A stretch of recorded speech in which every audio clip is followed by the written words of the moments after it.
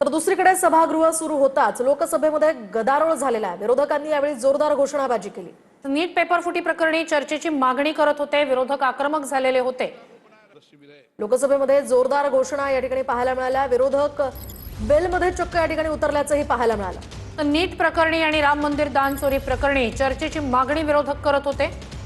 लोकसभेचं कामकाज आता दुपारी 12 वाजेपर्यंत स्थगित करण्यात आलंय।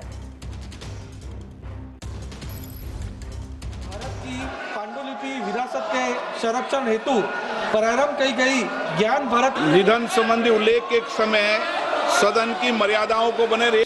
निर्वाचन क्षेत्र से 13वीं लोकसभा निधन संबंधी उल्लेख के समय प्रश्न मान्य सदस्यगण प्लीज आप निधन संबंधी उल्लेख के समय सदन की मर्यादाओं को बने रहिए। अपेक्षा तो करते हैं ना हम। मेरी सदन में हमेशा ये अपेक्षा रहेगी सदन की परंपरा और प्रतिष्ठा को बनाए रखें।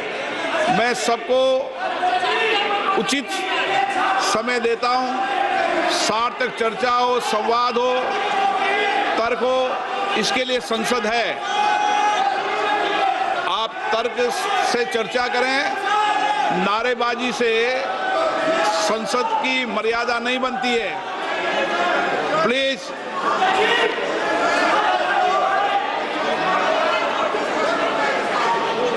मेरा आग्रह है कि सदन का प्रथम दिन है और इस परंपरा को तोड़ना चाहिए कि प्रथम दिन सदन नहीं चलेगा। मैं हमेशा आपसे आग्रह कहता हूं कि आपको पर्याप्त अवसर, पर्याप्त समय मिलेगा। नियमों के तहत नोटिस दीजिए। सदन नियमों प्रक्रियाओं से चलता है।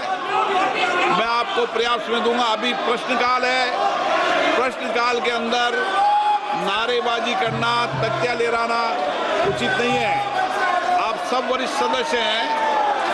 प्लीज आपसे आग्रह है कि अपनी सीट पर बैठें, सदन चलाने में सहयोग करें। संसद लोकतंत्र का सर्वोच्च संस्था है। मेरा आपसे आग्रह है आप सदन के अंदर सार्थक चर्चा करें, संवाद करें, लोगों की जन आकांक्षाओं, अपेक्षाओं को रखें। मैं सभी मान्य सदस्यों को उचित नियमों के तहत पर्याप्त समय, पर्याप्त मौका दूंगा। मेरा आपसे आग्रह है कि तख्तियां और नारेबाजी से सदन की मर्यादा नहीं बनती है। नियमों के तहत नोटिस दीजिए। सदन नियमों प्रक्रियाओं से चलता है। मैं आपको पर्याप्त समय दूंगा। अभी प्रश्नकाल है। प्रश्नकाल के अंदर नारेबाजी करना, तख्तियां लहराना उचित नहीं है।